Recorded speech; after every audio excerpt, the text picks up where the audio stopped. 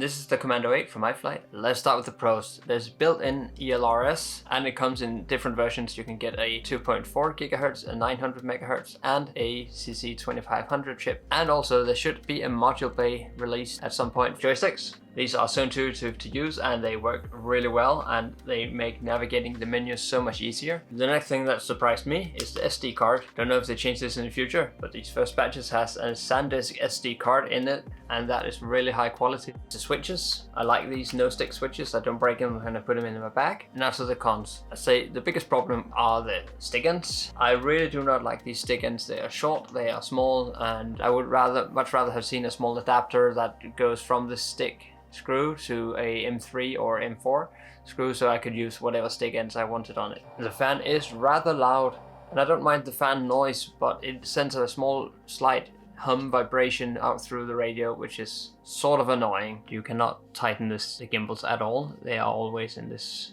not really tight spot. And anyways, let's get out there and get flying.